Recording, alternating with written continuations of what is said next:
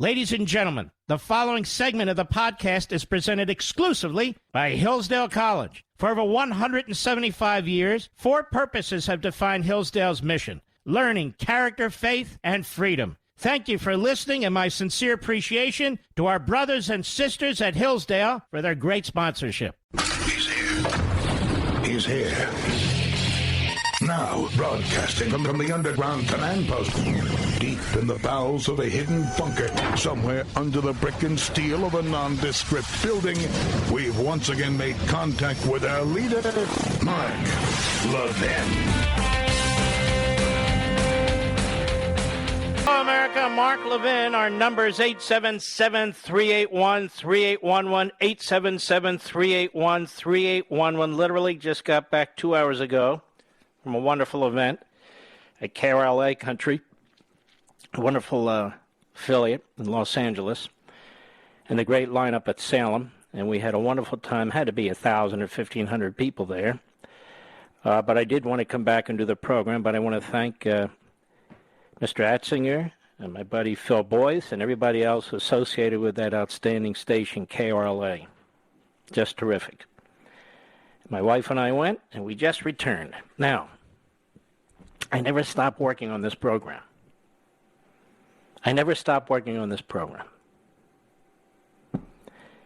I'll demonstrate to you. There's a lot going on, and we need to get into all of it. Justice Stephen Breyer was on Fox News Sunday. I would give my right arm to interview Justice Stephen Breyer, but he would never do my show. Not because I'm a right-winger, but because I understand the Constitution at least as well as he does. And so when you have an Associate Justice of the Supreme Court there, I think one of the questions you ask that justice, from my own perspective anyway, is about Article 2, Section 1, Clause 2. This was a big deal in the Commonwealth of Pennsylvania. It was a big deal when it comes to the federal and state constitutional processes. We've talked about it at length here. What does it say? Each state shall appoint in such manner as the legislature thereof may direct a number of electors equal to the whole number of senators and representatives to which the state may be entitled in the Congress. But no senator, representative, or person holding an office of trust or profit under the United States shall be appointed an elector.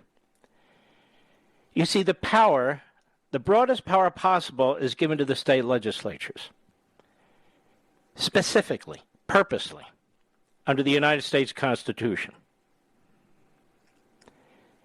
Now, these men who gathered in Philadelphia, they understood what they were doing.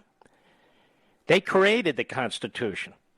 They created the federal government. They created the presidency and the vice presidency. They created the Electoral College. They created separation of powers. And they created Article 2, Section 1, Clause 2. In such manner as the legislature thereof may direct, comma. Now, in the state of Pennsylvania, the Commonwealth of Pennsylvania, you had a grave violation of the federal Constitution by the Supreme Court of Pennsylvania, as much as you had a violation of the Constitution by the Florida Supreme Court in 2000. Actually, this was worse. The difference is the U.S. Supreme Court in 2000 stepped in and upheld the United States Constitution. And one of the arguments people were making, including me, was exactly this section of the Constitution, Article 2, Section 1, Clause 2, as the Florida Supreme Court kept changing the deadlines and the manner in which you would count chads. They kept extending the deadlines. They kept interposing themselves into how chads are to be counted. They were violating the federal Constitution. And the U.S. Constitution put an end to it. The U.S. Supreme Court, under the U.S. Constitution, put an end to it. Because the legislature makes these decisions, not the Florida Supreme Court. Well, what happened in the Commonwealth of Pennsylvania was even worse. Because what happened there is also an elected, in this case, Supreme Court of 7 members. 5 of them were Democrats. They extended the time for voting. They eliminated the signature requirement. And they did other things that the legislature in Pennsylvania, which was Republican, did not do. And so there was precedent for the U.S. Supreme Court stepping up to the plate when an appeal was made to the U.S. Supreme Court. But they could only find 2, maybe 3 justices who were prepared to do so. Clarence Thomas, Sam Alito, and I believe Gorsuch. Hollywood Roberts is very much concerned about how he's portrayed in the New York Times and the Washington Post. He's also best buddies, I understand, with Thomas Friedman. He's gone Hollywood, he's gone Washington, he's gone rogue. As for the others, the other 2 appointed by Trump, they've become a disgrace, in my humble opinion. Associate Justice Amy has decided that she did not want the attacks on her to continue, that she was appointed for, among other things, to interfere in the election. And the other one, well, they beat the hell out of him, so he's so much the coward right now, Kavanaugh. So there's Justice Stephen Breyer on Fox News Sunday, and he's asked a question. Cut 21, go. One of your arguments against seeing the court as political is the fact that it refused to even hear the appeals from the Trump camp about the 2020 election. Didn't even hear them. No, the real question, in my opinion, would have been to cite the United States Constitution, to cite the precedent of the U.S. Supreme Court in Bush versus Gore, to explain what the Florida Supreme Court did in the Pennsylvania Supreme Court. And you really have to be knowledgeable about these things to ask the question. And then ask the justice, why didn't the court take up the case? Now, why do you view it's political, or why do you think you're political, or how did you avoid being political? Look, I'm not criticizing, I'm just giving my opinion. I think it would have been a lot more useful based on what actually took place. Go ahead. Including the Supreme Court, I am so disappointed in them. No judge, including the Supreme Court of the United States, has had the courage to allow it to be heard. Why was that? Why was it? Because they didn't bring a case, I guess, that met the normal criteria for being heard. And this is why this justice needed to be seriously challenged if you're going to bring up the subject rather than an attack on Trump. Because they didn't bring a case, I guess, that met the normal criteria for being heard. And what would that be? And what would that be? Go ahead. We decide to take a case. There have to be 4 votes to take it. So I can't go beyond that. What we do know is that there were not 4 votes to take it because it wasn't taken. And there are criteria, and if we don't take a case, it's, the reason, in all likelihood, is that the criteria weren't met. And he doesn't tell us what the criteria are, but I will tell you the criteria were met. I just told you why they were met. The criteria were met. That Article 2, Section 1, Clause 2 was clearly violated more than once by the Supreme Court of Pennsylvania. And a couple of the justices understood that. The problem is we don't have a Justice Rehnquist as the Chief Justice anymore. We don't have a Justice Scalia on the court anymore. A couple of key justices, even Sandra Day O'Connor, understood. And there should have been 4 justices to take up this case, because now it's opened the door wide open to the changing of election laws by elements and forces and political institutions that have no authority to do so under Article 2, Section 1, Clause 2. This isn't about politicizing the court. This isn't about what Donald Trump said about the court. This is about the federal Constitution. And you heard Breyer. He didn't give us a lot, but he gave us enough to make it abundantly clear, including with his cackling like Kamala Harris, that he was never going to allow this to be taken up by the court because it didn't meet his criteria, not because it didn't meet constitutional criteria. Can you think of anything more clear-cut? The court takes up all kinds of goofy cases. that I would argue don't meet constitutional criteria because they want to make decisions and impose their will or whatever it is. But this was a black and white letter law question. Each state shall appoint in such manner as the legislature thereof may direct a number of electors and so forth. The legislature thereof may direct, not the state Supreme Court, not the governor, not the Secretary of State, not the Board of Elections. The court should have taken it up. The court should have said, it says what it says. There's no ambiguity whatsoever. It's not as if there's an abortion clause or something. There is no ambiguity about this. The legislative history, that is the constitutional history, I should say, is abundantly clear. No reason to cackle. And I wish I would have been there and been able to ask the question about Bush versus Gore, about Article 2, Section 1, Clause 2, about what the Florida Supreme Court had done, and what the Pennsylvania Supreme Court had done.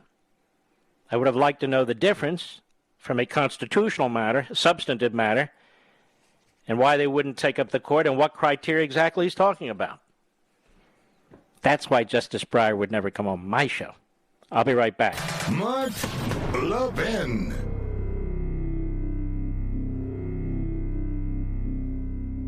Hillsdale College serves 4 purposes: learning, character, faith, and freedom. Now, education and faith thrive in freedom, and freedom requires an educated people, a people of good character to preserve it. Hillsdale College has been providing the education needed to preserve free government for over 175 years, and it continues to provide that education today, not only to its 1,500 undergraduate and graduate students, but nationwide, through its free online courses, its support of classical K-12 charter schools, and its other outreach efforts on behalf of liberty. Hillsdale's Articles of Association, dating back to 1844, commit the college to preserving the blessings of civil and religious liberty through the provision of sound learning.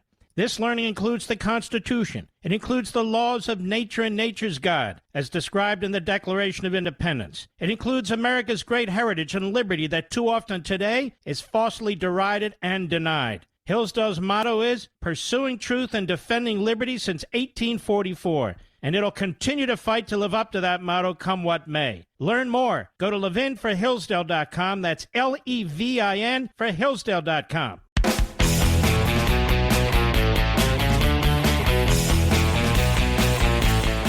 There's a number of matters that I want to discuss with you this evening, and they all have a common theme. The level of lying that we are receiving from this administration. It is serial lying on major substantive issues that affect your lives. And the media complicity. Now, we've been talking, or hearing talk about booster shots. Get the booster shot, get the booster shot. And then suddenly 2 of the most senior people at the FDA resigned. And why did they resign? Because they felt they were being pressured by the Biden administration to push booster shots before they felt the data was in, before the science was ready to support it. It got very minimal media attention, and it died within 24 to 36 hours. Now, the Associated Press this afternoon, with this headline, FDA experts among group opposing U.S. booster shot plan.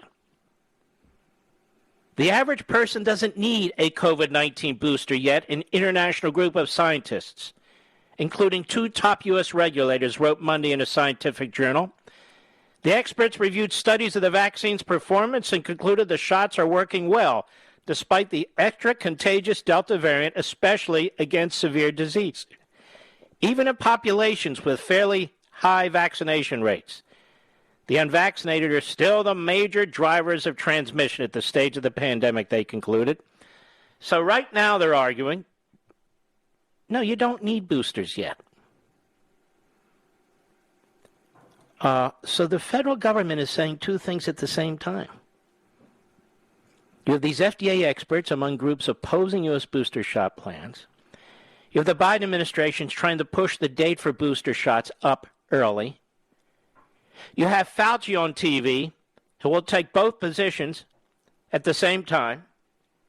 You now finally have people on our favorite cable network and elsewhere talking about what do we mean by unvaccinated? What about natural immunity? People who actually have antibodies. Why would they be vaccinated again? And now the doctors are showing up, some of them saying, that's right, that doesn't make sense. And I raised questions even on my Sunday show on Fox. I said, well, this 30% that's unvaccinated, what exactly does that mean? Some of them don't need to be vaccinated because they have natural immunity through the antibody because they already had the virus. So this is nature. This is the way these things work. So 70% are vaccinated, and some percent of the 30 don't need to be vaccinated. So when Joe Biden tries to create a civil war between the vaccinated and unvaccinated as a weapon to attack, two governors, the governor of Florida and the governor of Texas, and as a weapon to try and deviate from his disaster in Afghanistan and elsewhere, he should be condemned roundly. But he's not. So what is all this? So I went over and opened my book to page 198, American Marxism. 199. And you can see the nature of the beast that we're dealing with here. And let me move it up to here. In his 1927 book, Propaganda Technique in the World War, Harold Dwight Laswell describes propaganda as a tool used by the press and others, cloaked as learning and wisdom. He wrote, propaganda is a concession to the rationality of the modern world. A literate world, a reading world, a schooled world prefers to thrive on argument and news. It is sophisticated to the extent of using print, and he that takes to print shall live or perish by the press.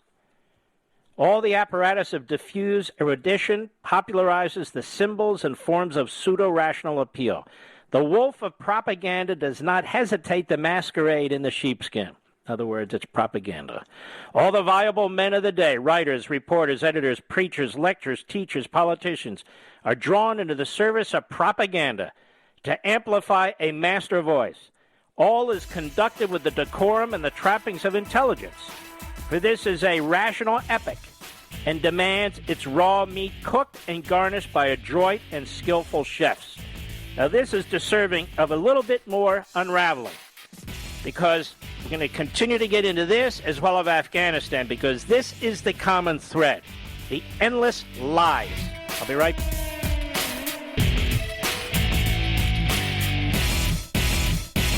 Hillsdale College serves four purposes: learning, character, faith, and freedom. Now, education and faith thrive in freedom, and freedom requires an educated people, a people of good character to preserve it. Hillsdale College has been providing the education needed to preserve free government for over 175 years, and it continues to provide that education today, not only to its 1,500 undergraduate and graduate students, but nationwide. Through its free online courses, its support of classical K-12 charter schools, and its other outreach efforts on behalf of liberty. Hillsdale's Articles of Association, dating back to 1844, commit the college to preserving the blessings of civil and religious liberty through the provision of sound learning. This learning includes the Constitution. It includes the laws of nature and nature's God, as described in the Declaration of Independence. It includes America's great heritage and liberty that too often today is falsely derided and denied. Hillsdale's motto is pursuing truth and defending liberty since 1844. And it'll continue to fight to live up to that motto, come what may. Learn more. Go to ləvin4hillsdale.com. That's L-E-V-I-N for Hillsdale.com. Yes, it's true that Mark Levin is the fastest growing radio show in America. The Mark Levin Show is on at 877-381-3811. So let's pull some of this together. This AP story that broke a few hours ago, where now we have an international group of experts saying no, FDA experts among group opposing U.S. booster shot plan. The authors include two leading vaccine reviewers at the FDA, Drs. Phil Krause and Marion Gruber, who recently announced they will be stepping down this fall. Among the other 16 authors are leading vaccine researchers in the U.S., Britain, France, South Africa, and India, plus scientists with the World Health Organization, which already has urged a moratorium on boosters. In the U.S., the White House has begun planning for boosters later this month if both the FDA and Centers for Disease Control and Prevention agree. Advisors to the FDA will weigh evidence about an extra Pfizer shot Friday at a key public meeting. Now, the reason these two resigned, and they are the two top experts at the FDA, not just two experts, Drs. Phil Krause and Marion Gruber, is they said the Biden administration was pressuring them to approve the boosters. Georgetown University's Larry Gostin said the paper throws gasoline on the fire in the debate about whether most Americans truly need boosters and whether the White House got ahead of the scientists. It's always a fundamental error process to make a scientific announcement before the public health agencies have acted, and that's exactly what happened here, said Gostin, who's also a lawyer and public health specialist. Now, they will not mock Biden. They will not admonish Biden in the corrupt media, which is why I went back to my book, page 199, and I'm telling you that these are lies. I want to get to this point again. Propaganda Technique by Laswell describes propaganda as a tool used by the press and others cloaked as learning and wisdom. Again, propaganda is a concession to the rationality of the modern world. A literate world, a reading world, a schooled world prefers to thrive on argument and news. It is sophisticated to the extent of using print, and he that takes to print shall live or perish by the press. Now, I wrote this in 1927, so it would include all forms of media, big tech, big media, radio, and the rest. All the apparatus of diffused erudition popularizes the symbols and forms of pseudo-rational appeal. The wolf of propaganda does not hesitate to masquerade in the sheepskin, that is, in the news. All the valuable men of the day, writers and reporters and so forth, are drawn into the service of propaganda to amplify a master voice. All is conducted with the decorum and the trappings of intelligence, for this is a rational epic and demands its raw meat cooked and garnished by the adroit and skillful chefs. Written almost 100 years ago. Hannah Arendt wrote a book called The Origins of Totalitarianism. She escaped from the Holocaust, or survived it. And here she talks about the population. Why do the people put up with this? She writes, before they seize power and establish a world according to their doctrines, totalitarian movements conjure up a lying world of consistency, which is more adequate to the needs of the human mind than reality itself, in which through sheer imagination, uprooted masses can feel at home and are spared the never-ending shocks which real life and real experiences deal to human beings and their expectations. The force possessed by totalitarian propaganda, before the movements have the power to drop iron curtains to prevent anyone's disturbing, by the slightest reality, the gruesome quiet of an entirely imaginary world lies in its ability to shut the masses off from the real world. The only signs which the real world still offers to the understanding of the unintegrated and unintegrating masses, whom every new stroke of ill luck makes more gullible, are the questions it does not care to discuss publicly, or the rumors it does not dare to contradict. And she's talking about the nature of totalitarianism. And Laswell was talking about the nature of mass propaganda. And you can smell the odor of both of them, can you not? You can smell the odor of both of them. As I was talking about the booster shot. But there's more than that. It applies to what took place in Afghanistan. The Democrat Party and the Biden administration have sent out their thugs and their surrogates to lie about what took place right in front of your eyes. I want you to listen to this, ladies and gentlemen. This is the Secretary of State who is a disgraceful, shameless buffoon. Cut 3, go. When President Biden took office in January, he inherited an agreement that his predecessor had reached with the Taliban to remove all remaining forces from Afghanistan by May 1st of this year. Okay, now we know from the document and the deal itself, that's not exactly what took place. There were conditions. And so what did the Democrats do today? What did they do at the Blinken? They lied about the conditions. That Trump surrendered. That Trump set the deadline. Cut 5, Mr. Producer. More Blinken. Go. When you came into office on January 20th, we were committed. This is Brad Sherman, who is a complete cluster punk. Go ahead. Everyone out of Afghanistan within 3 months by May 1st. Did the Trump administration leave on your desk a pile of notebooks as to exactly how to carry out that plan? Did we have a list of which Afghans we were going to evacuate? What does this have to do with anything, ladies and gentlemen? Yeah, you don't need notebooks and a list. You had a plan, a deal that was set out that had already been violated. It was being violated upon the election of Joe Biden. That's the bottom line. You don't need a list and notebooks, exactly how you're to accomplish these things. And by the way, if they needed those things and they needed more, why didn't they contact the Trump folks? They could have done that too, you know. Go ahead. To get Americans from all over Afghanistan to Kabul and out in an orderly way. How meticulous was the planning for the Trump administration declared May 1st withdrawal? Thank you, Congressman. We inherited a deadline. We did not inherit a plan. You're a liar.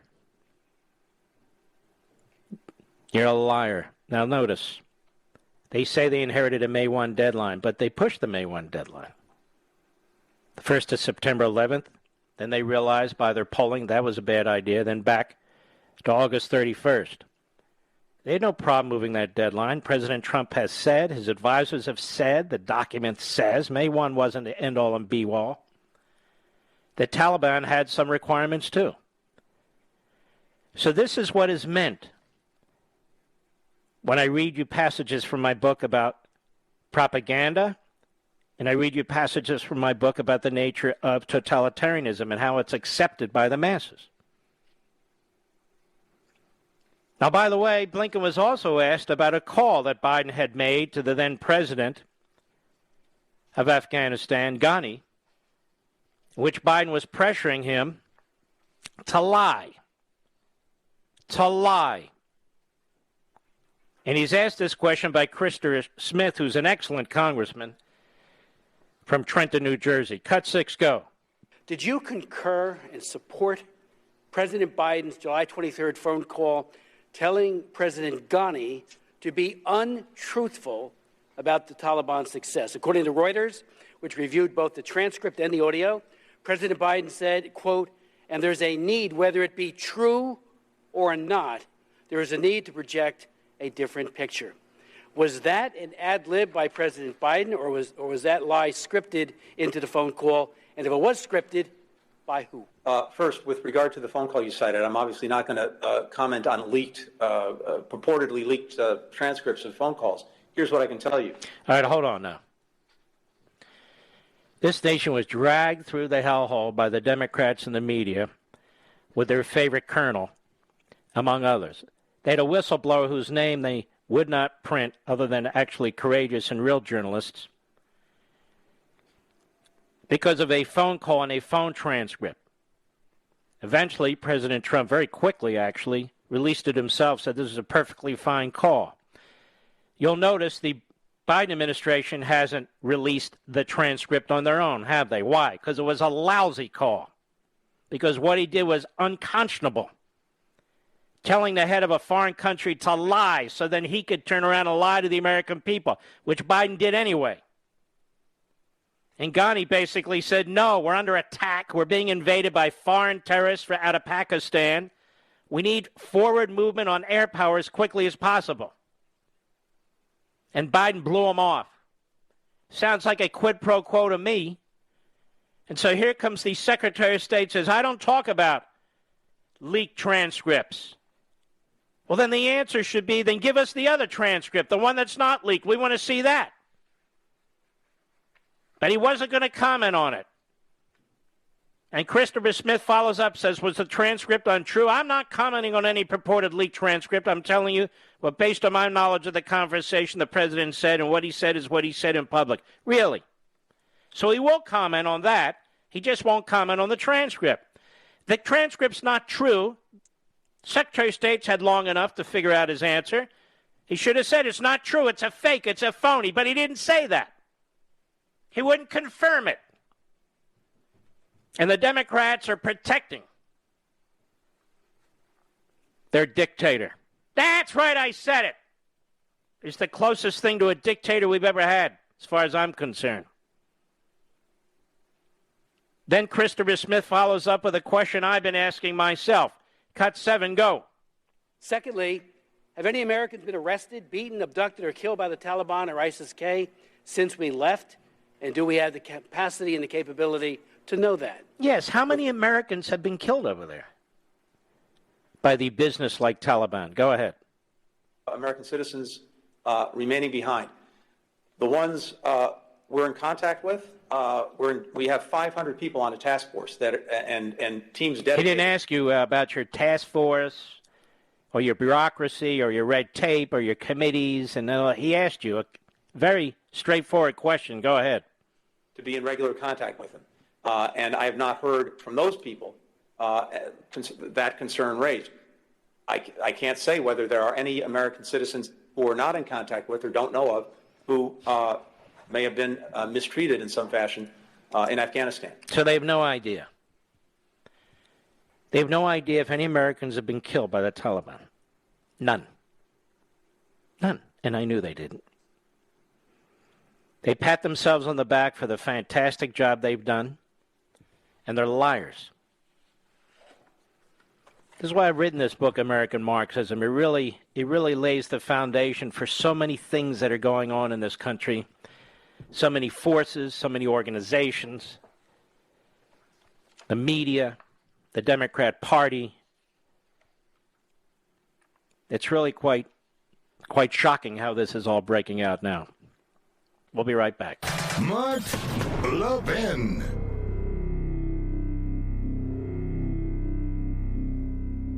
Hillsdale College serves 4 purposes: learning, character, faith, and freedom. Now, education and faith thrive in freedom, and freedom requires an educated people, a people of good character to preserve it. Hillsdale College has been providing the education needed to preserve free government for over 175 years, and it continues to provide that education today, not only to its 1,500 undergraduate and graduate students, but nationwide, through its free online courses, its support of classical K-12 charter schools, and its other outreach efforts on behalf of liberty. Hillsdale's Articles of Association, dating back to 1844, commit the college to preserving the blessings of civil and religious liberty through the provision of sound learning.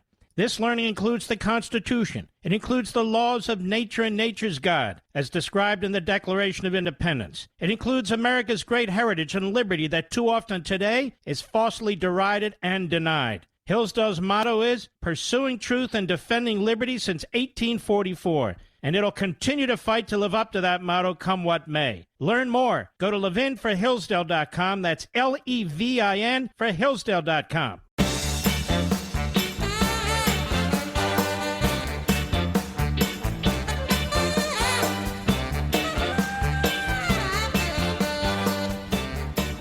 You asked, so I'm going to answer. And Los Angeles, Orange County specifically, a lot of people asked too. I'm looking at Amazon.com. American Marxism is number 5 right now. Let me read you the top 10. It Ends With Us, Colleen Hoover, a novel. Atomic Habits by James Clear, number 2. Countdown Bin Laden, Chris Wallace. With, oh no, it's in tiny print, his co-author. I'm going to get Mitch Weiss. That is number 3. Leanne Morality, Apples Never Fall, a novel, number 4. American Marxism, number 5. So those are the top 5. I would encourage those of you who've not jumped in yet, or those of you who are contemplating getting copies for family, friends, colleagues, this is the week to act.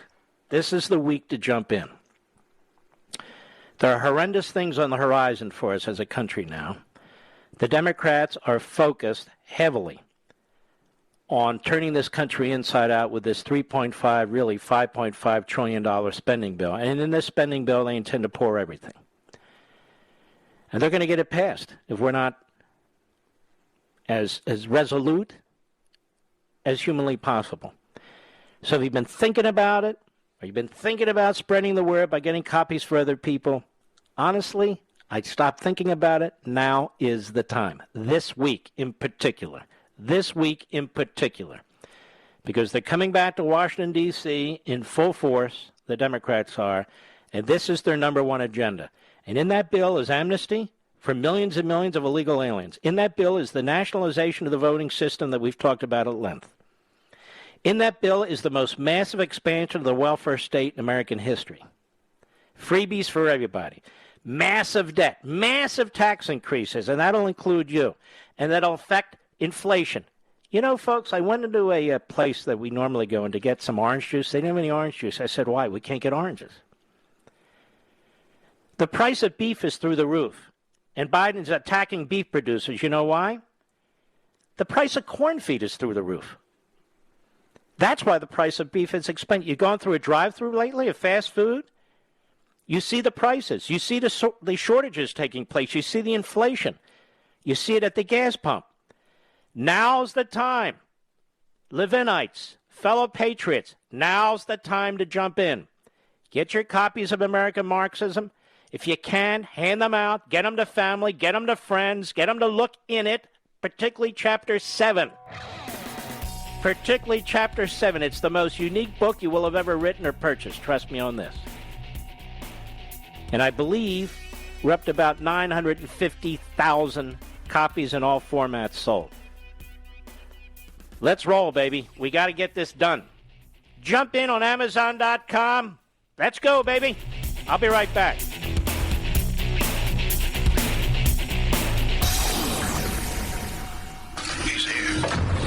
He's here.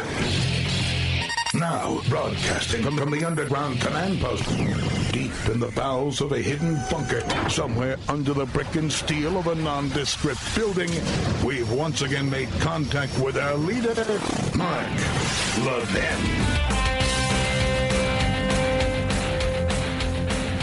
See, that was painless. Going over to Amazon.com. 40% off. Can't beat that. Hello, America. I'm Mark Levin. Our number is 877-381-3811. 877-381-3811. So we have the Democrat Party now lying to cover up Afghanistan. And almost none of them seem concerned about the American citizens that are behind enemy lines, effectively hostages. The tens of thousands of patriotic Afghans who fought side by side with us. They just don't seem to care. Michael Morrell was the acting CIA director under Barack Milhouse Benito Obama.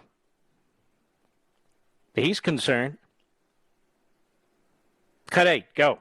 I think that the Taliban winning the war in Afghanistan and then the way our exit happened has absolutely inspired jihadists all over the world.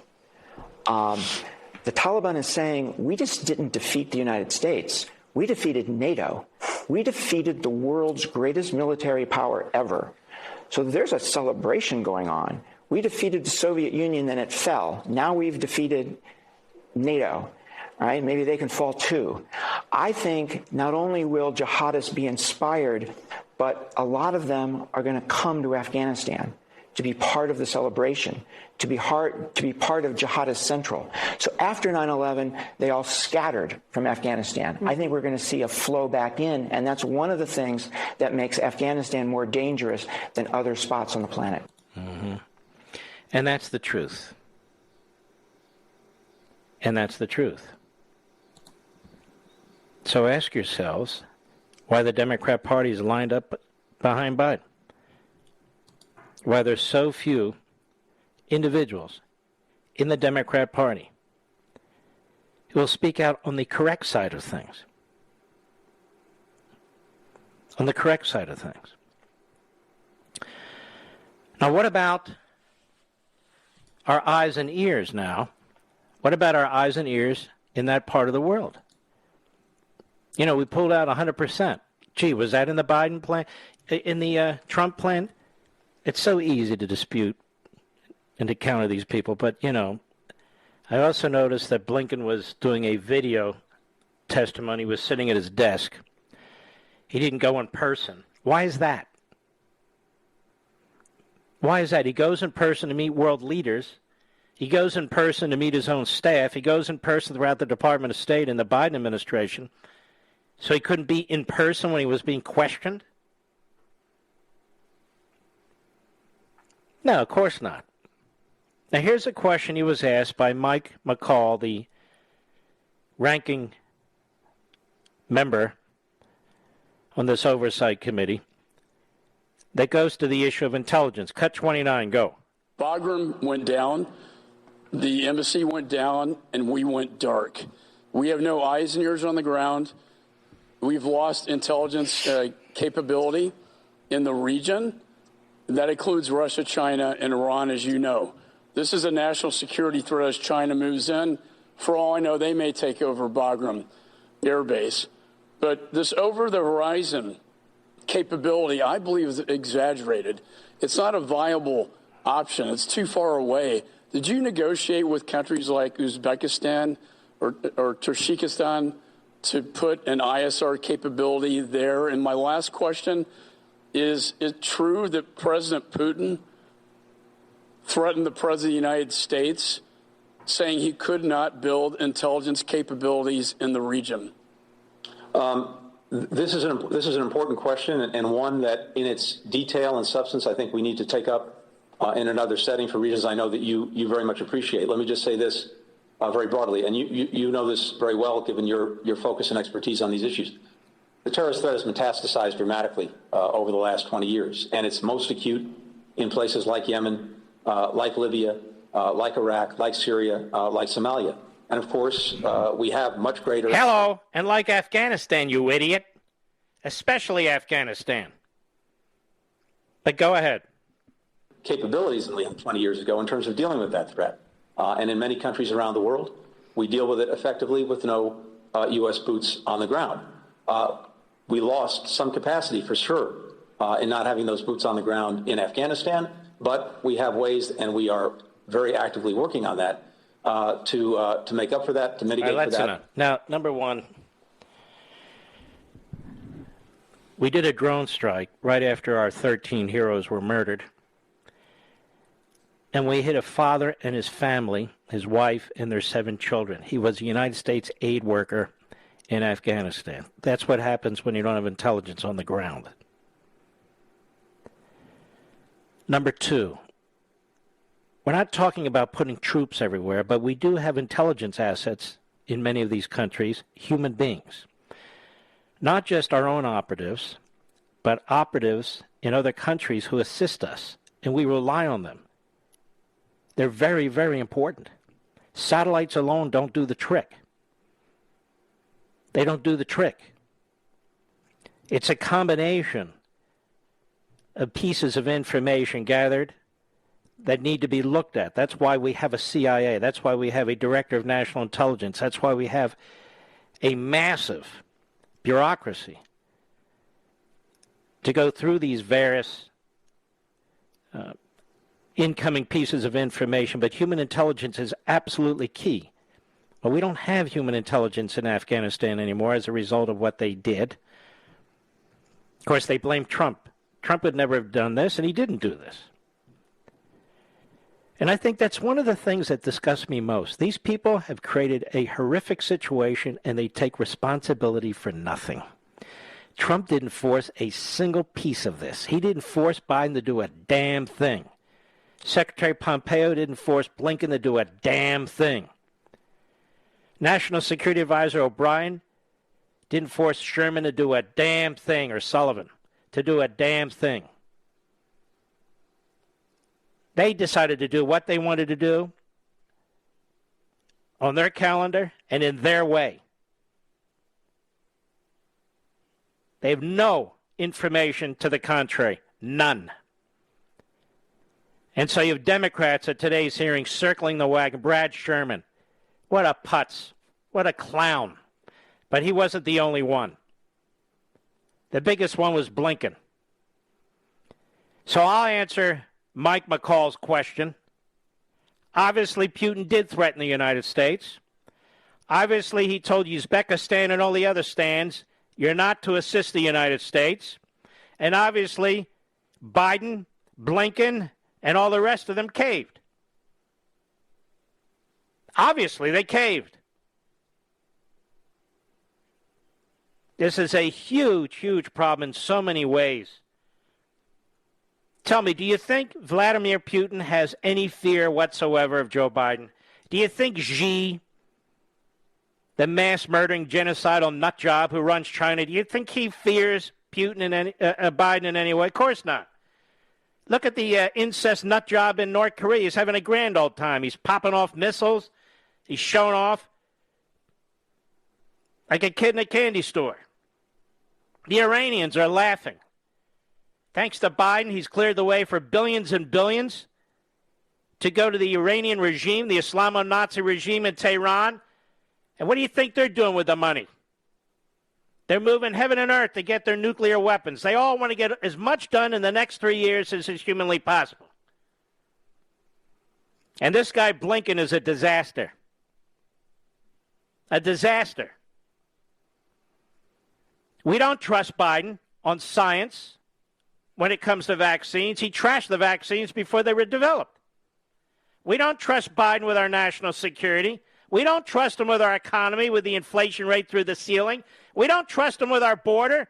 We've never seen anything like what's going on the southern border. And the major media, the corrupt damn media in this country, reports nothing about it. Nothing. As I say, is the closest thing to a dictator we've ever had. No respect for the Constitution. No respect for separation of powers. And, of course, the vaccine mandates. And the media right there, Cheryl Gay Stolberg, New York Times reporter. That's right. The same New York Times that covered up the Holocaust. The same New York Times that fronted for Stalin. The same New York Times that helped propel Castro into office. And all the deaths and horror that the New York Times doesn't want to attribute to its own contribution. No way. And now we have Cheryl Gay Stolberg, whoever the hell that is, on the Morning Joe show. Now, he's a reprobate of long standing. He's also an idiot. Cut 14, go.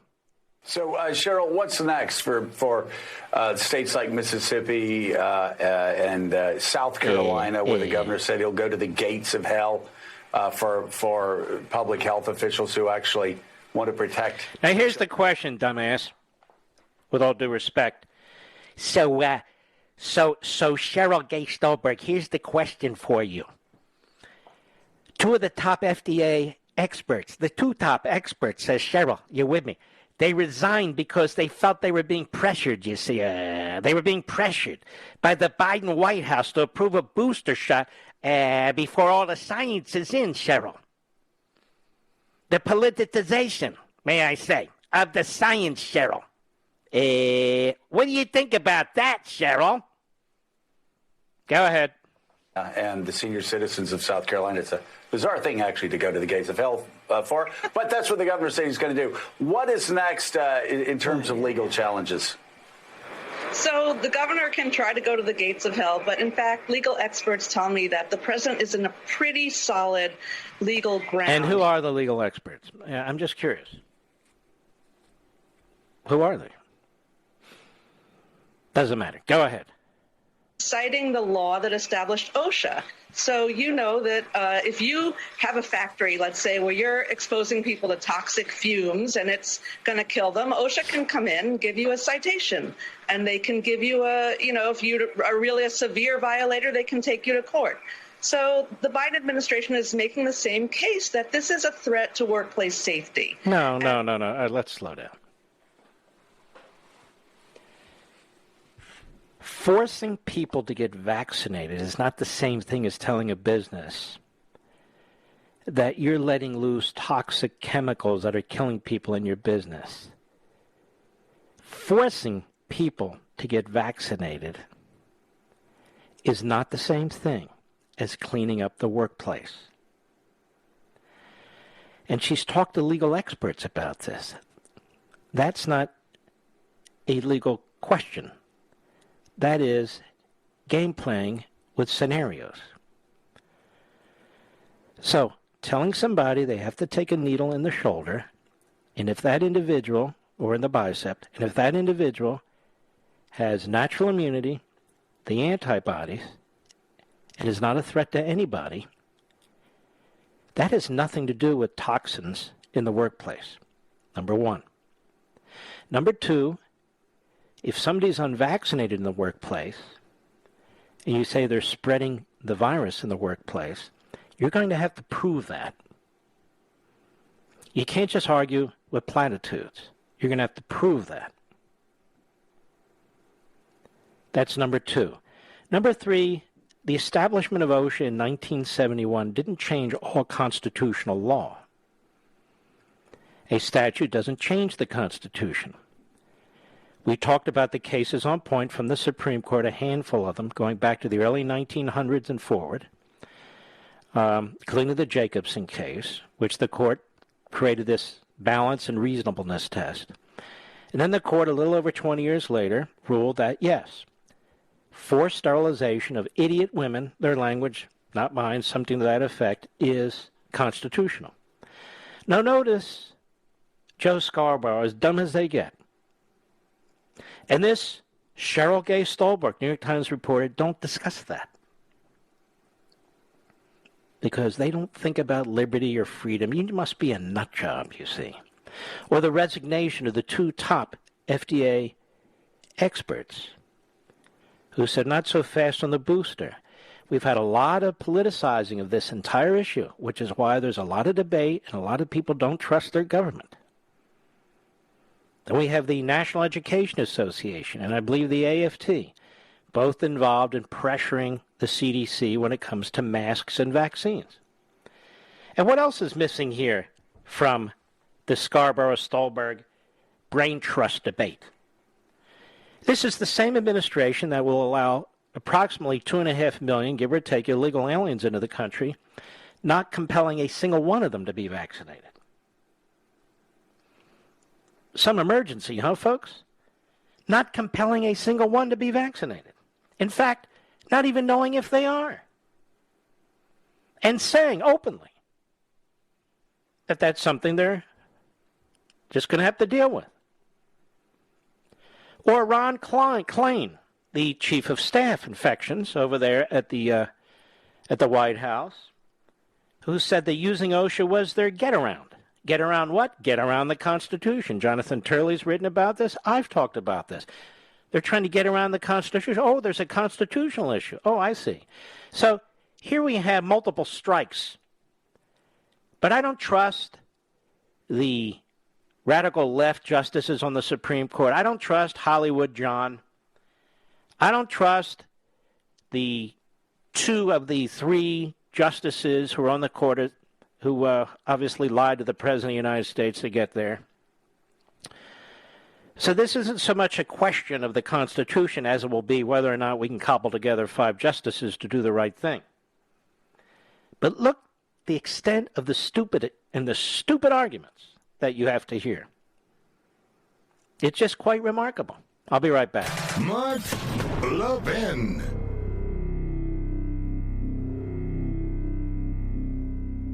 Over 2,000 of you, my listeners, made the switch from overpriced wireless carriers to Pure Talk over the past few months. We want the rest of you to join us and to see what we're talking about. If you're with AT&T and Verizon or T-Mobile, your family could save over $800 a year just by switching to Pure Talk. You get great coverage, you can keep your phone and your number, and you'll save a fortune. Pure Talk is the top-rated wireless company by Consumer Affairs with the absolute best consumer service team based right here in America. Does that sound good?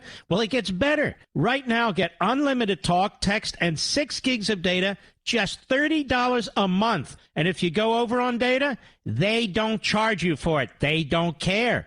Go to puretalkusa.com and enter promo code Levin Podcast. Again, puretalkusa.com, promo code Levin, Levin Podcast. And when you do, you'll save 50% off your first month. That's puretalkusa.com, promo code Levin Podcast. Pure Talk USA, simply smarter wireless.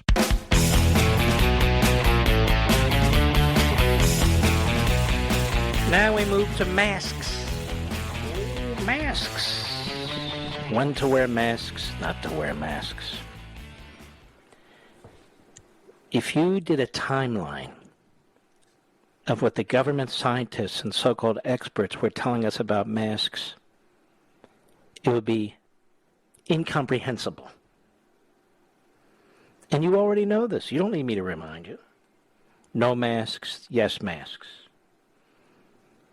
Masks inside but not outside. Masks inside and outside. Masks for everyone but rioters, Black Lives Matter, Antifa. Masks, yes, for Orthodox Jews in Brooklyn and others. There's no rational position we've been given by the government on masks. Again, the politicization of masks. It's political science, not science. And this is appalling because we deserve better. The CDC, the National Institutes of Health, all this massive bureaucracy. Folks, you don't realize how many people are involved, how much money is spent, all the red tape's involved. I'll be right back.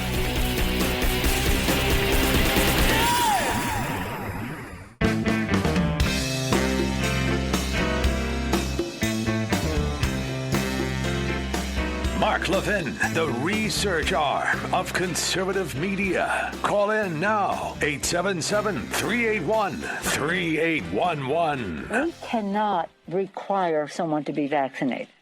That's just not what we can do. Needless to say, the right of women to make decisions about their own bodies is not negotiable. No, definitely not. You don't want to mandate and try and force anyone to take a vaccine. We've never done that. Our interest is very simple from the federal government, which is Americans' privacy and rights should be protected. It is a matter of privacy to know who is or who isn't. We don't want to be mandating from the federal government to the general population. It would be unenforceable and not appropriate. Perhaps the federal government should step in and issue mandates, and if not, are you putting the needs of unvaccinated people ahead of the needs of vaccinated people? Well, I think the question here, one, that's not the role of the federal government. No, I don't think it should be mandatory. I wouldn't demand it be mandatory. First, we must increase vaccinations among the unvaccinated with new vaccination requirements. And on and on and on and on. And by the way, as we've talked about ad nauseum, choices when it comes to medicine. If you're killing your baby, that's a choice. Unvaccinated, that's not a choice. And they don't have the science right. Over and over, I keep saying, what about those who have the antibody? Why in the world would they get vaccinated? And yet they're part of the 80 million they keep talking about. Now, I don't know about you, but when I want information about science and the best medical advice, I go to Randy Weingarten, the radical left-wing nutjob who runs the AFT, which is a radical left-wing nutjob union that has abused so many of your children by not teaching them. Just understand why the AFT exists. Same reason the NEA. To take care of their members. And all of you saw that over the course of the last 18 months to 2 years. All of you. regardless of your political pedigree. But Randi Weingarten, being an expert on masks, I guess she wears a lot of them. Here's what she said on MSLSD today. And by the way, notice how these news organizations cherry-pick their guests. Fox really does work to have a mix of guests and so forth. MSNBC and CNN, they could care less. Propaganda 24/7. Randi Weingarten adds nothing to nothing. Cut 15, go. Before COVID, no one would have debated whether the issue about keeping people safe and our kids safe was the most paramount responsibility we have. So I just Excuse me, dimwit. May I call you dimwit? I think I will. We can point to major unions in major cities all over this country that could give a damn about safety. They were trying to shake down the taxpayers and the school boards for more money. And many of them got it. Got it. What about the intellectual progress? What about the actual education of the children? You know, before this, Weingarten, if that is your name, before this, nobody would have thought teachers would be against such things, but in many cases they are. Not the good teachers, of course. The majority of the union thugs. Them. Go ahead.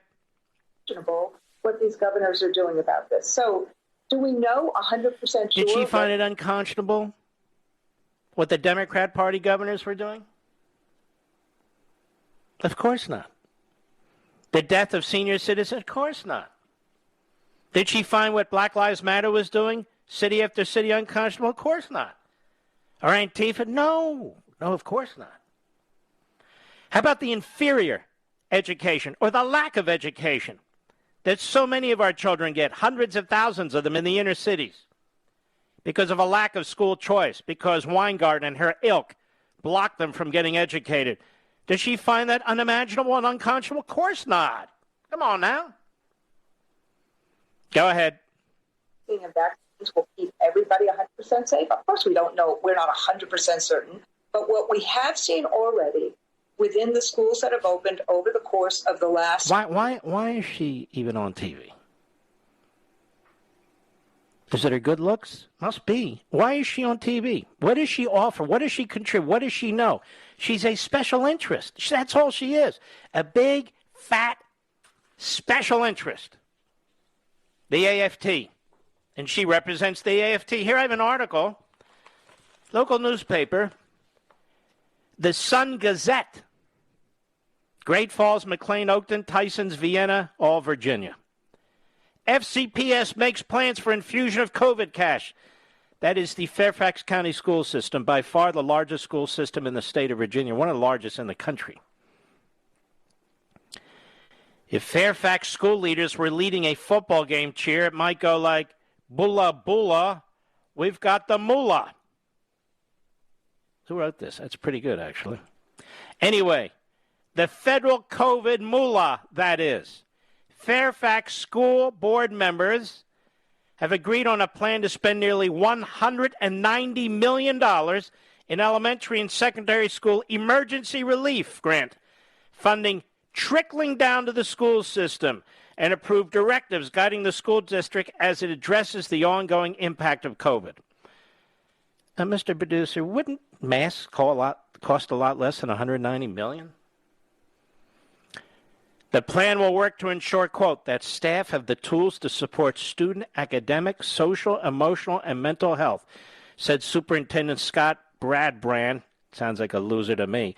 Our plan identifies clear and consistent expectations for what schools should offer as high-quality academic content, addressing gaps in standards from the previous year and standards to cover this school year. Now, wait a minute.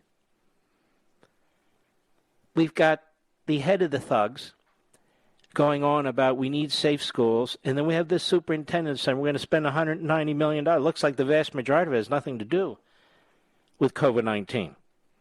School officials seldom publicly acknowledge it, but recently released state standards of learning test scores show what many have suspected, with most Fairfax public school students spending the past school year either fully or partially online rather than classrooms. Educational achievement lags significantly. Test scores particularly cratered in science and math. especially at the lower grades. So you know what the answer is with the 190 million, ladies and gentlemen? What do you think the answer is, Mr. Producer? Hire more union members. Hire more teachers.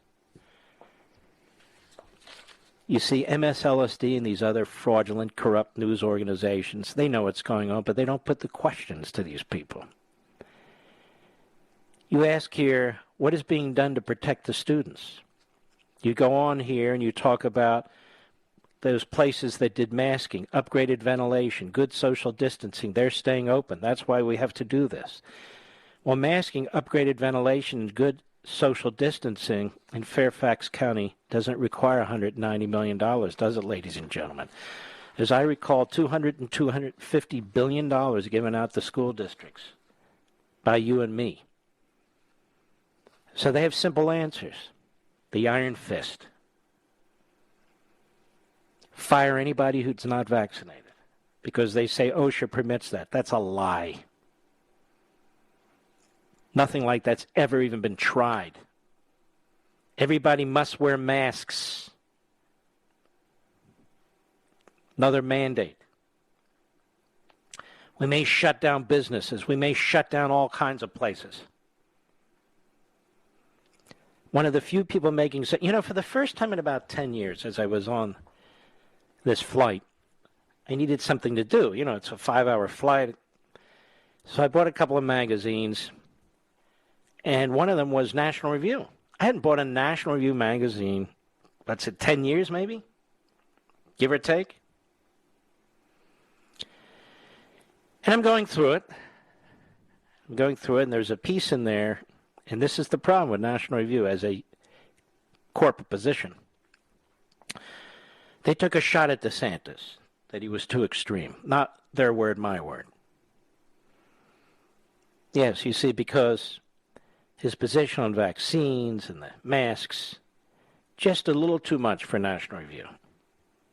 They long for the days of Chris Christie. I'll get to him in a minute. The Cape May Orca was at the Reagan Library. I guess they're doing now a whole conga line of rhinos and losers. And I don't know what's going on there, but they're losing their way, that's for sure. Maybe you should go to the Gerald Ford Library instead these days. We'll see. I'm keeping an eye on this. But here's Ron DeSantis, one of the governors that makes actual sense and does follow the science. Cut 16, go. SB 2006 that did a lot of different things. It prevented private businesses from requiring proof of vaccination to just do normal things like go to a movie or go to a restaurant, vaccine passports. But that also applied to government agencies. And so if a government agency in the state of Florida forces a vaccine as a condition to employment, that violates Florida law. And you will face... Now, let me stop us. As I listen to Governor DeSantis, and I listen to the others who are demanding mandates and so forth, if you were in communist China or fascistic Russia or Islamo-Nazi Iran and so forth, whose position would line up more closely to theirs? Ron DeSantis' position? No. The Biden et al. Position would. Go ahead.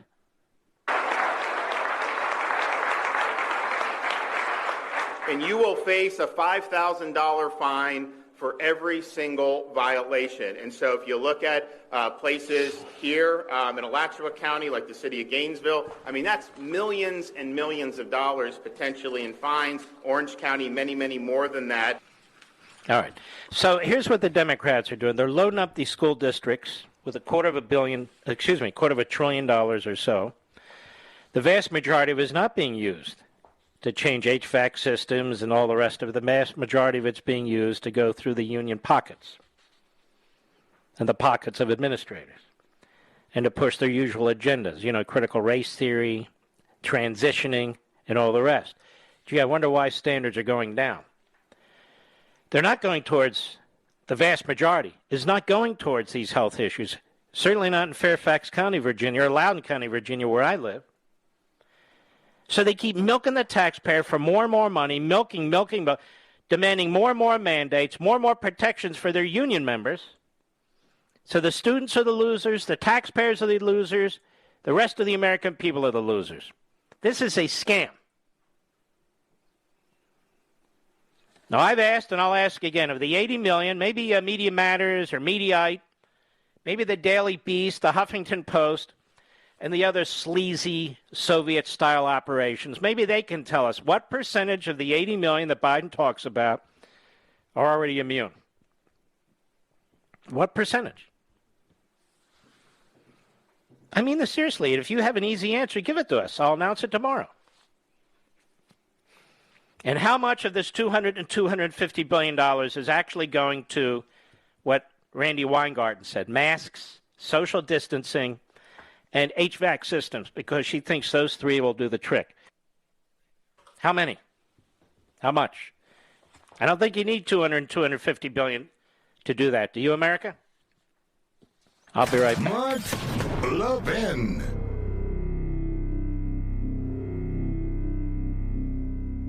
Over 2,000 of you, my listeners, made the switch from overpriced wireless carriers to Pure Talk over the past few months. We want the rest of you to join us and to see what we're talking about. If you're with AT&T and Verizon or T-Mobile, your family could save over $800 a year just by switching to Pure Talk. You get great coverage, you can keep your phone and your number, and you'll save a fortune. Pure Talk is the top-rated wireless company by Consumer Affairs, with the absolute best consumer service team based right here in America. Does that sound good? Well, it gets better. Right now, get unlimited talk, text, and 6 gigs of data, just $30 a month. And if you go over on data, they don't charge you for it. They don't care. Go to puretalkusa.com and enter promo code Levin Podcast. Again, puretalkusa.com, promo code Levin, L-E-V-I-N Podcast. And when you do, you'll save 50% off your first month. That's puretalkusa.com, promo code Levin Podcast. Pure Talk USA, simply smarter wireless.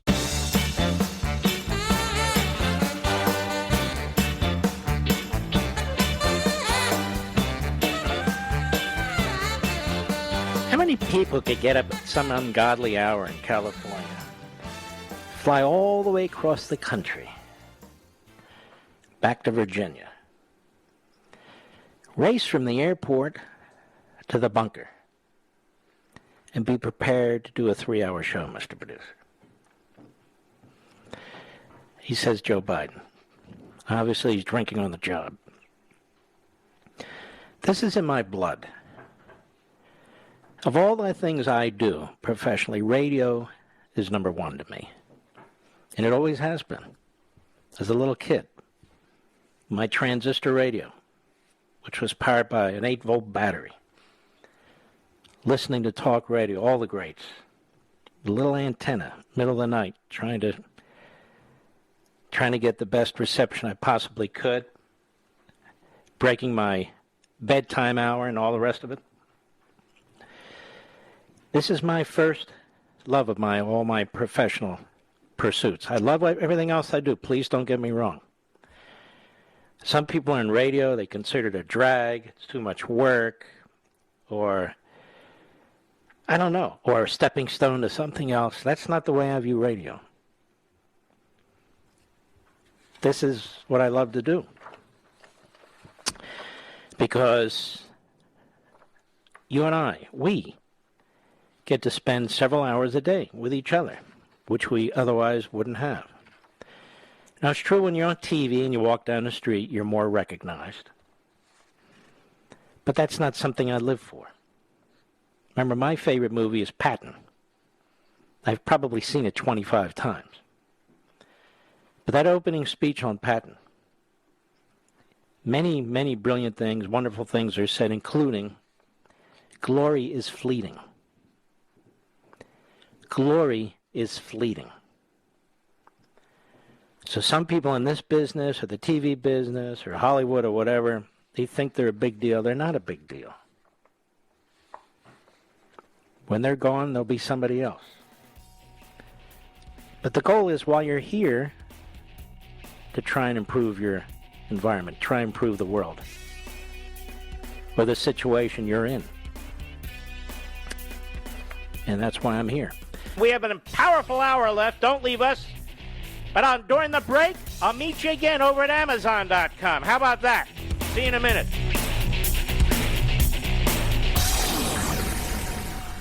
Ladies and gentlemen, this final hour of the podcast is sponsored exclusively by AMAC, the Association of Mature American Citizens. Now over 2 million conservative members strong, AMAC believes in and stands up for the values that we care about: faith, family, and freedom. Thank you for listening, and please support AMAC. And you can become a member at amac.us/join. He's here. Now, broadcasting from the underground command post, deep in the bowels of a hidden bunker, somewhere under the brick and steel of a nondescript building, we've once again made contact with our leader, Mark Levin. All right, America, let's jump in with both feet. Here we go. Over at Just the News, a great site. John Solomon's site. Department of Education opens civil rights investigation into Florida ban on mask mandates. You can see the enormous destruction to our constitutional system, to the police powers of the states, to the undermining the authority of states vis-a-vis their school systems. You can see the centralization of power that is taking place, whether it is the virus, whether it's taxation, whether it is voting. We are under assault. The entire system is under assault. New CDC figures appear to bolster Governor DeSantis' argument for parental choice over mask mandates, says Just the News. So the Biden administration, Department of Education, has opened a civil rights investigation into the governor's executive order banning mask mandates in schools on the same day that the First District Court of Appeals reinstated the ban after it had been blocked by Leon County, Florida Circuit Judge. And now we have the activist judges. The Department of Education's Office of Civil Rights said in a letter Friday addressed to Florida Education Commissioner Richard Corcoran that it was opening a direct investigation of whether the governor's statewide ban it wasn't a statewide ban. He said parents get to choose. I mean, it's a ban in the sense that schools can't mandate, but it's not a ban in the sense that if parents want their kids to wear masks, they can wear masks. Anyway, what is the subterfuge here? Whether the governor's statewide ban may be preventing school districts in the state from considering or meeting the needs of students with disabilities. Students with disabilities, Mr. Producer? What does this have to do with students with disabilities? A heightened risk for severe illness from COVID. You see, what they've done is they've created this massive Leviathan. They want to double its size in 2 weeks. And they're using this Leviathan, which is an appendage of the Democrat Party and vice versa, let's be honest. So they've used the CDC to go after landlords and guns. They're using OSHA to go after, quote-unquote, the unvaccinated. They're using the Department of Education to violate federalism and the 10th Amendment and to go after a governor. But you have nothing to fear, of course. Nothing to fear. It's appalling. And you're paying for it. There's a terrific piece here at CNS News, a real news site, by our friend Terry Jeffrey. Americans spent more on taxes in 2020 than they did, ready, on food, clothing, health care, entertainment combined, according to newly released data from the Bureau of Labor Statistics. Now, Terry goes into this stuff in detail. American consumer units, that would be you. You're a consumer unit. Birthing people. Oh, they got all kinds of names for human beings. But this is what the Bureau of Labor Statistics calls you, a consumer unit. Spending a net total of $17,211.12 on taxes last year, while spending only $16,839.89 on food, clothing, healthcare, and entertainment combined. Consumer units, BLS explains, include families, single persons living alone or sharing a household with others, but who are financially independent, or two or more persons living together, blah, blah, blah, blah, blah. The point is this. More Americans, paid more in taxes in 2020 than on the bare necessities, food, clothing, healthcare, and entertainment. And the government wants more of your money. And the government's creating shortages. And the government's creating a massive welfare state. And the government's opening our borders to millions of illegal aliens. That's your government. So most of you, or many of you for sure, have spent more on taxes than on food, clothing, healthcare, and entertainment combined. What do you think the founding fathers would say about that? What do you think the founding... But the bloated Cape Mayorga, Chris Christie... Now, by the way, I guarantee Chris Christie spends more on food than taxes, Mr. Producer. Simply no question about that. This guy thinks he's presidential material. He's a blowhard. He goes to the Reagan Library. I have friends who go to the Reagan Library events all the time. They live around that area and so forth. And they went to this event, even though they don't like Chris Christie. And he told me about maybe 250 people were there. I read a report that said 300 people were there. I'm there, 1,500 people are there. And we sell out in hours. Chris Christie, they probably have to hand out tickets to homeless people. So he has no backing, but the media were thrilled with it. Oh, the media, we're all over. You ready for this? The American Marxist movement is all around us. Our schools are under attack. Our borders are under attack. Our constitutional system's under attack. Our courts are under attack. Our finances and economic system are under attack. And what does Chris Christie have to say at the Reagan Library? Cut 10, go. As Republicans, we need to free ourselves from the quicksand of endless grievances. We need to turn our attention to the future and stop wallowing in the past. We need to face the realities of the 2020 election and learn, not hide from them. We need to discredit the extremists in our midst the way we've done it before. And we'll discuss that. By the way, does he have a bologna sandwich in his mouth while he's playing? It sounds like it. Go ahead. We need to renounce the conspiracy theorists and the truth deniers, the ones who know better and the ones who are just plain nuts. Wow, so profound. Hey, Chris, you can call into this program. Let's talk about one state in particular, big state, Pennsylvania. We don't have to talk about voting machines or ballots or anything of the sort. Let's talk about the Constitution. Mr. Producer, Mr. Call Screener, if somebody calls up and their name happens to be Chris Christie, let them through. I want to discuss this with you, Chris. Let's talk about Pennsylvania. I already made a public offering to Paul Ryan. He's a coward. He didn't show up. Are you a coward too, Chris? I said, are you a coward too, Chris? I want to discuss Pennsylvania with you. Not voting machines, not ballots. I want to discuss the United States Constitution. Chris? And you have more than 200 or 300 people. You have millions of people. Now, you're a tough guy. You like to debate, right? Right, tough guy? Good Lord. All the things going on in the country. That's what he has to say at the Reagan Library. Your liberty's under attack. Look what just happened in Afghanistan. Look what happened in Afghanistan. Look what's happening on the border. He goes to the Reagan Library because he wants a cheap headline. Yes, right, Chris? You want a cheap headline. That's right. I've got an open line for you, brother, whenever you want. Just want to pick one state, Pennsylvania. I don't want to talk about ballots. I don't want to talk about voting machines. I want to talk about Pennsylvania. 2 cases in Pennsylvania. Oh, the crazies out there, the crazies. You sound like a crazy ass to me, to be perfectly honest with you. Yes, you do. But what do I know? I don't even know you. What, have you been on the show once when you decided to run for governor? Something like that, right, Rich? He was praising the hell out of me, remember? I listen to you every time when we drive home. Anyway, more than happy. And by the way, Chris, I'll treat you with respect. Till you raise your voice. then I'll deal with it. But I'm more than happy to have a debate with you. Let's focus in on Pennsylvania. Let's focus in on what the state Supreme Court did. Let's talk about U.S. Supreme Court precedent.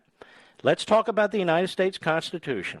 And let's talk about what damage was done by the fact that that state Supreme Court got away with this, and that wasn't resolved by the U.S. Supreme Court, the way they did Florida.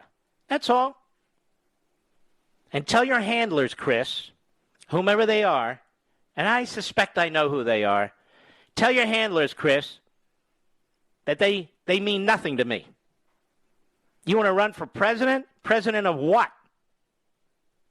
The Kiwanis Club? I don't even think they would have you. I'll be right back. Mark Levin.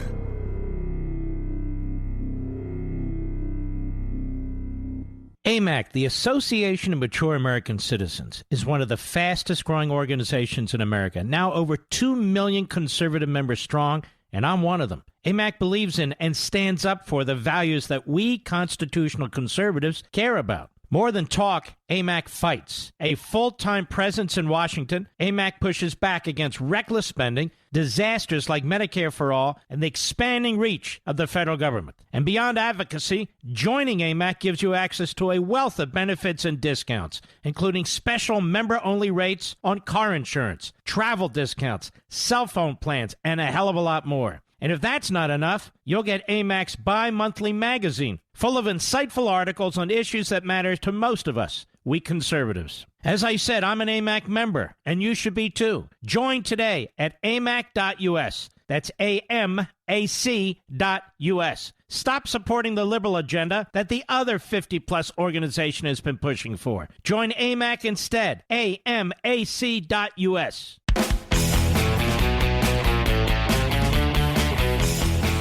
Well, it's a pleasure to introduce a friend of mine, longtime radio host on WABC and elsewhere, and founder of the Guardian Angels, Curtis Sliwa. How are you, my friend? Oh, slugging it out 24 hours a day. But you know me, Mark, I never sleep. And I'm in the battle of my life to save New York City from a continuation of Democrats. The worst governor we ever had, Cuomo. The worst mayor we've ever had, de Blasio. And now the guy who's embraced both of them, Eric Adams, who's saying, trust me, vote for me. That'll be 3 in a row if the voters do that. And I've got to stop that. I've got to save our city and convince a lot of Democrats to vote for me instead. Well, I want to give you the opportunity to do that and to attract support from around the nation here, too, financial and otherwise, because Eric Adams is playing sort of the Joe Biden rope-a-dope game, that he's kind of a moderate, somewhat of an elder statesman. He's got this wonderful background and so forth and so on. But he's really not, is he? No. And in fact, just to give you an idea, we saw what happened to our colleague, Mike Umbadicic, as I call him, Rudy Giuliani. You remember what happened on 9/11. You remember how he kept us informed. He really was everyone's mayor. And at the commemoration, the 20th anniversary on Saturday, he was bumped for Nancy Pelosi. Bumped.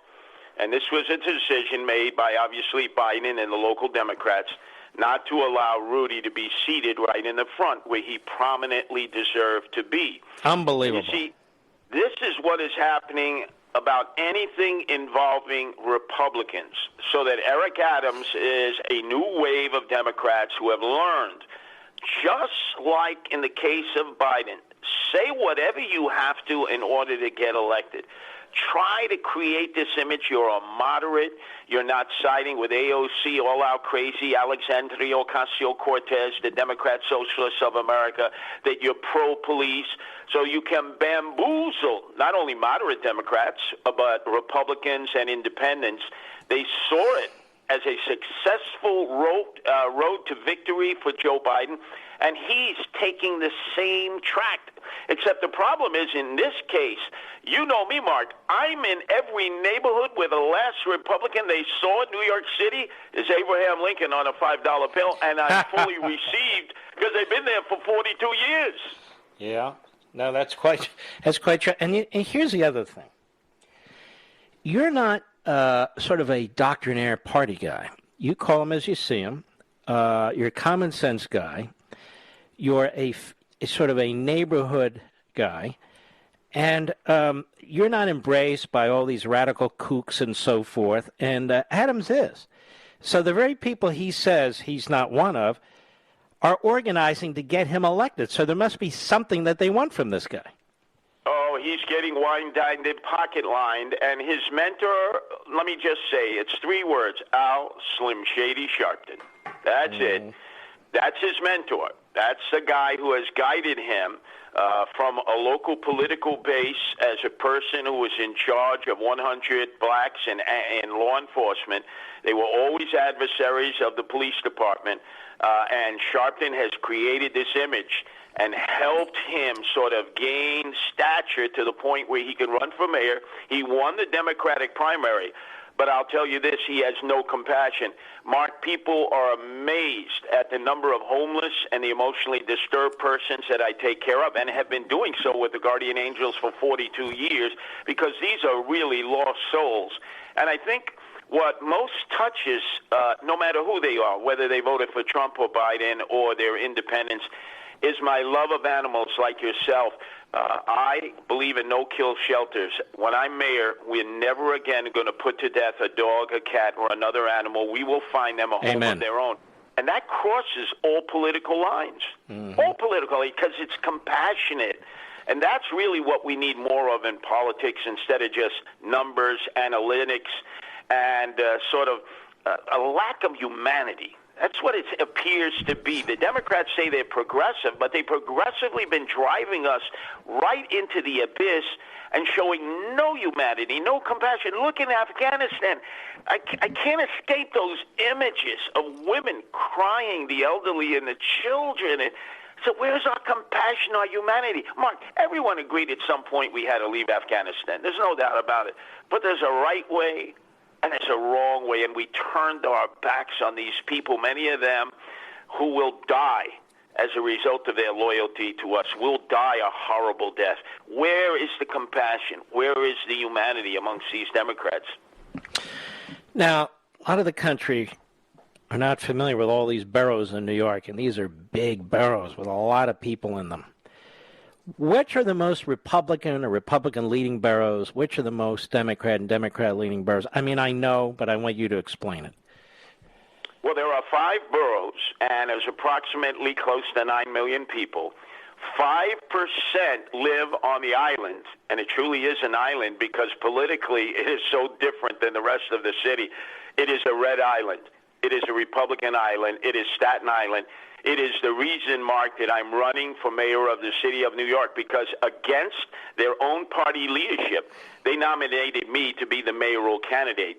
And now my battle is in the other 4 boroughs, of which many of your listeners originally were from, Brooklyn and Queens, the Bronx and Manhattan. And they're all blue. I mean, we're talking an 8-to-1 registration rate of Democrats to Republicans. And those Republicans who used to be on the rolls, either they passed away and they're in heaven, or maybe someone straight to hell without an asbestos suit, or they fled to Florida, North Carolina, South Carolina, Georgia, Virginia, Texas, Tennessee, and the exodus continues because it's an unlivable city, no quality of life. There's no zero tolerance towards crime. They vilified Rudy Giuliani, who saved us in 1993, and they view what he did as having been offensive to people of color, and yet you look now, Mark, you look at the horrific number of shootings, the stabbings, the killings, the attacks of emotionally disturbed persons who need mental health care and their medicine, and it's almost all by people of color against people of color. You mean to tell me it's a better city in this case than the city that Rudy Giuliani inherited when there were 2,000 murders a year, 5,000 most unsolved shootings, and we went from being the crime capital, the murder capital, to the safest big city in America in the 8 years of the Giuliani administration, and he attributes a lot of that to the help that I gave him with the Guardian Angels in our patrol in the roughest, toughest inner-city neighborhoods of the city and on the subways. You know, I look at you and your campaign. I look at Elder in California. These are blue, blue, blue areas. And yet, are the people who live in these areas, if they'll take off their Democrat team suit and really think about it, are they really happy? Are these really the kinds of areas they want to live in? the way they're being treated. The people in New York have an opportunity for a new day. And I would strongly encourage you to vote for Curtis Sliwa. Now, Curtis, if people want to contact or donate, where do they go quickly? Curtis Sliwa for mayor.com. That's Curtis Sliwa for mayor.com. Help me save our city so that New York City residents don't flee to your states and turn you purple and maybe blue. All right, Curtis, good luck, my friend. I shall return.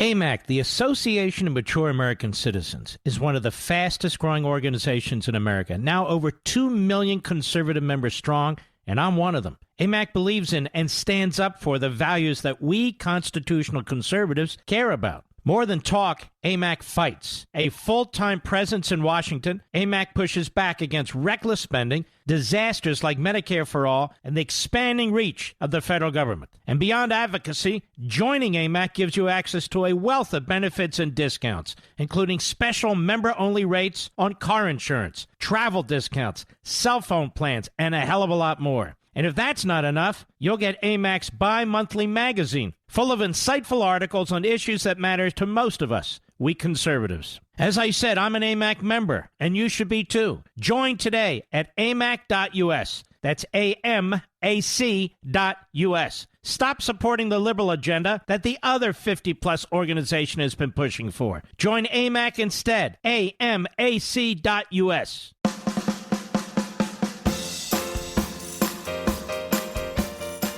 Mark Levin, America's mentor of conservatism. Call now at 877-381-3811. You've got a recall election out there in California tomorrow. Some of you have already voted. Many of you are going to vote in person. I want to address this in a moment as well. Huge election in California tomorrow. I all hear the pundits writing it off. You folks, you can make a big difference, you know. You folks in California. You can start a brush fire. You really can. I want you to listen to some of what Larry Elder and I discussed on Sunday on Life, Liberty, and Levin. Can't play it all, but I want to play a few clips and encourage you strongly to vote to throw out Newsom. And, of course, for Larry Elder. And on my show last night, and he told me he was going to break this story. He did a breaking story about Rose McGowan and the pressure that was placed on her by Newsom's wife to basically shut her mouth about Weinstein. And he told me he was going to do this, and I said, go for it. Cut 24, go. You've heard the allegation that Rose just made about Gavin Newsom's wife. She made the allegation, 3 days ago?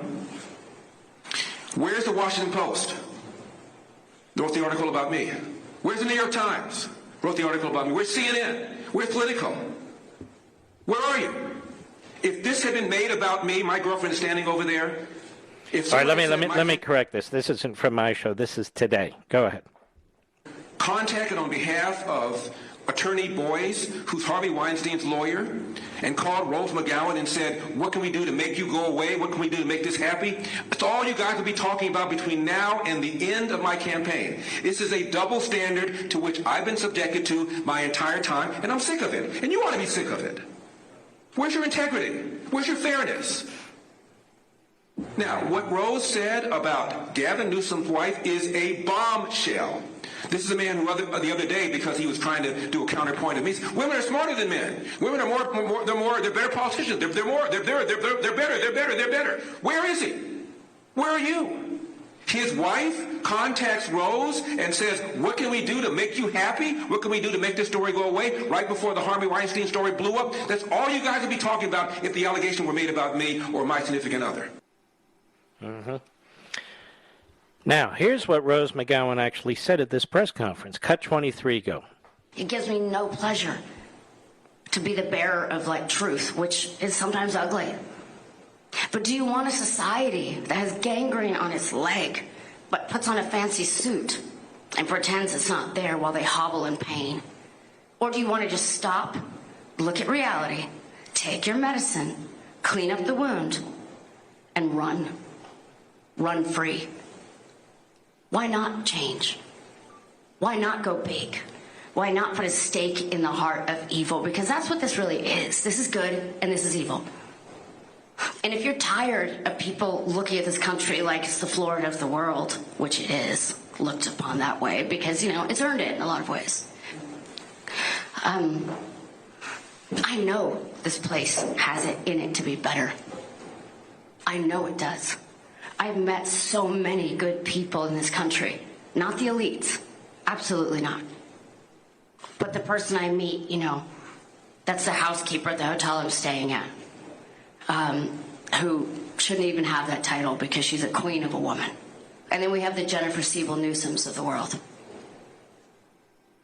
Mm-hmm. Why? Why do you keep choosing that? Why do you keep electing that? Don't listen to their buzzwords. Cult leaders, which is what these people are. I would know. I grew up in one, like I said. They massage your mind. They keep you in fear. They keep you in doubt. Mm-hmm. They do all those things. Larry Elder, cut 25 on life, liberty, and Levin. Go.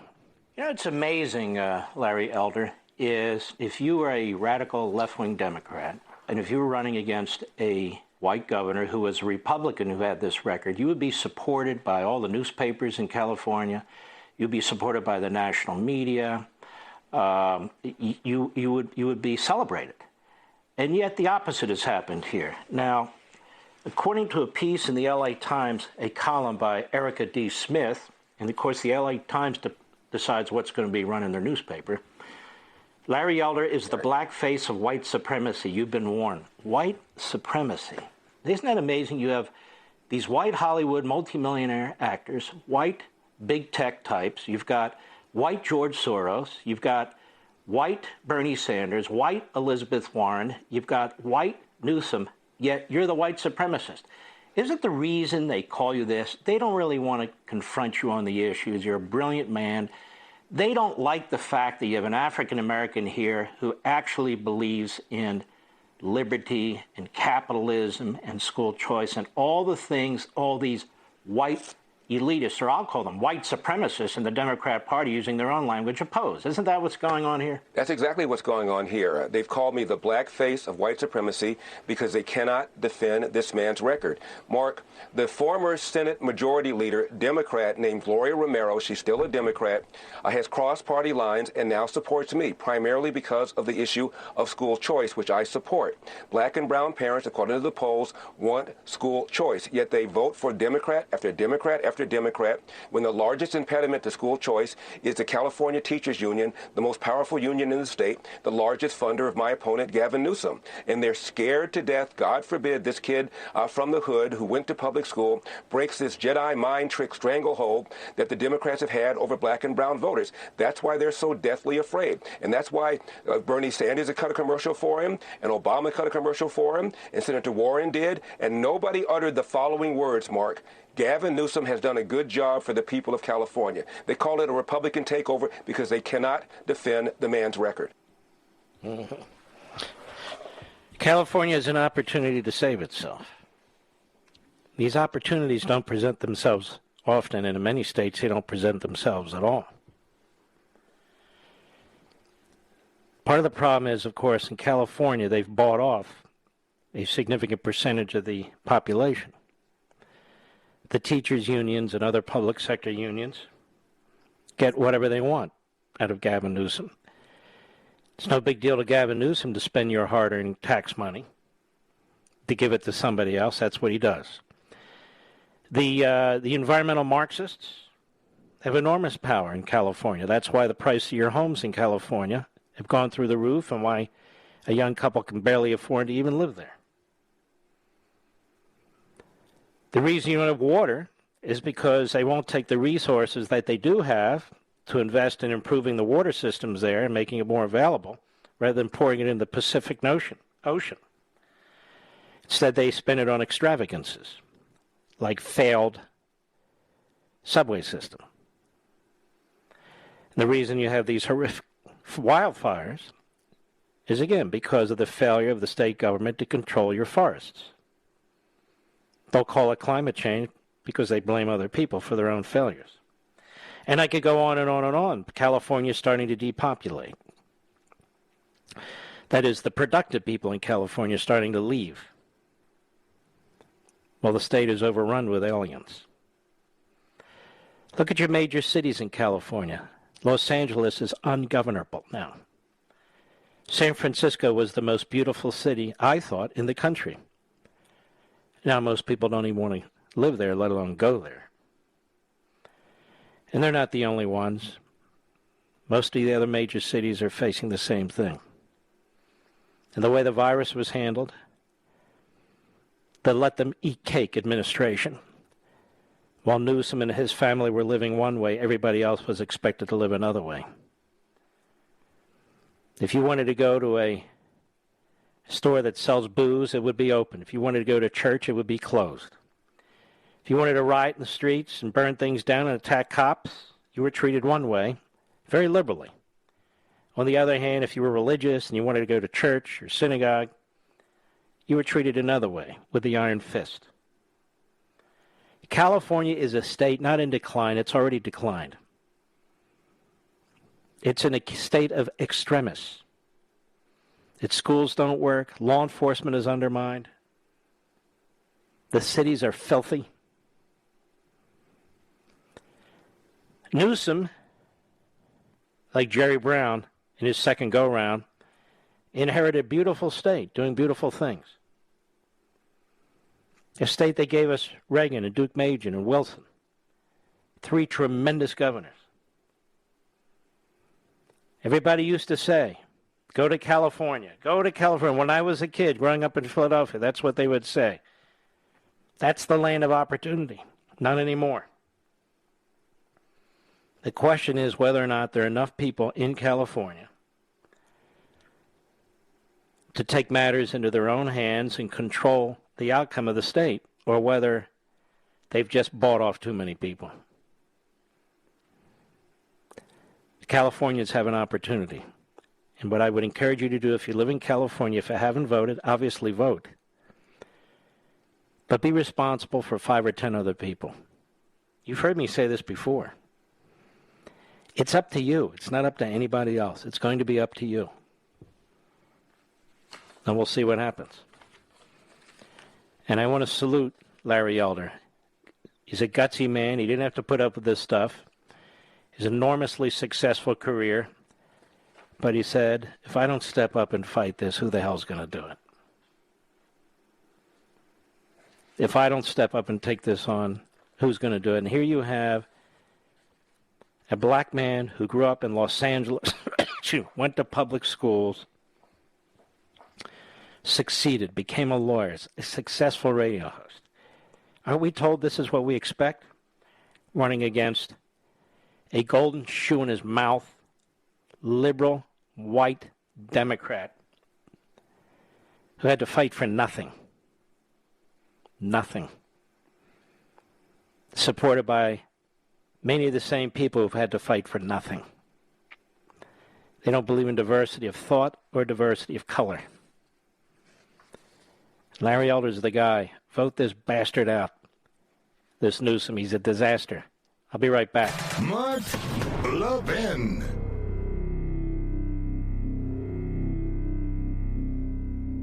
AMAC, the Association of Mature American Citizens, is one of the fastest growing organizations in America. Now over 2 million conservative members strong, and I'm one of them. AMAC believes in and stands up for the values that we constitutional conservatives care about. More than talk, AMAC fights. A full-time presence in Washington, AMAC pushes back against reckless spending, disasters like Medicare for All, and the expanding reach of the federal government. And beyond advocacy, joining AMAC gives you access to a wealth of benefits and discounts, including special member-only rates on car insurance, travel discounts, cell phone plans, and a hell of a lot more. And if that's not enough, you'll get AMAC's bi-monthly magazine, full of insightful articles on issues that matter to most of us, we conservatives. As I said, I'm an AMAC member, and you should be too. Join today at amac.us. That's AMAC.us. Stop supporting the liberal agenda that the other 50-plus organization has been pushing for. Join AMAC instead. AMAC.us.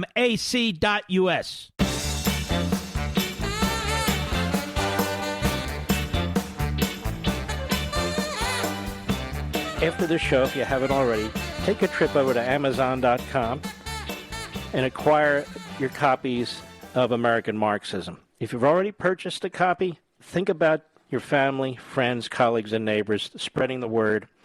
We're in for a huge, huge battle in the next week or two on what the Democrats want to do to our country. And this is confronted in the book. It's confronted in the book. I explain where this is coming from and the battles we need to engage in.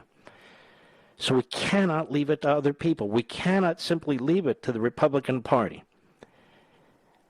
It does concern me that the phrase American Marxism still is not being used on cable TV, on radio shows, and so forth. I don't know what the fear is. Maybe people are concerned about being called names. But we've got to break loose from that. We've got to explain exactly what's taking place in this country. You have got to be the leaders. And you are, or you wouldn't be listening to this show. We stand on the shoulders of the people who founded this country and the people who defended this country. Now it's our turn. It's more daunting in many ways, more complicated in many ways, because it's from within. And what I preach here is peace and nonviolence, but action, knowledge, ideas. American Marxism is that book. I think it's the book for our times. So please acquire a copy if you already have. Think about gifting it as soon as you possibly can, because time is short. They're coming back, and they intend to try and ram through the most radical agenda in American history. The book is called American Marxism. 950,000 copies in all forms have sold. We need to spread the word. Let me see if we have a moment or a little bit of time to take some calls here. Dennis, Kansas City, Missouri, the great KCMO. We only have a minute, Dennis. Go right ahead, please. Okay. Mr. Levin, thank you so much for taking my phone. It's really a privilege to talk to you. And first of all, I want to thank your producer, and I want to thank the person that is screening the phone. And before anything, I really want to, my prayers and my thought go to the 13th service member that killed in August 26 in Kabul airport in Afghanistan. I cried. I don't know them, but I cried. But I cried why? Because we share the same value, the uniform, the U.S. uniform. I was a translator. I was an Arabic translator in Iraq. So I felt for those men that are killed by suicide in the airport. And my heart goes to the citizen, the U.S. citizen that are still behind, and the Afghanistan, the translator that helped us capture or that killed Osama bin Laden. And I just, these men, if they get captured, if they did not come here or go to a country that, give them freedom, this translator will be killed. They will be tortured and killed.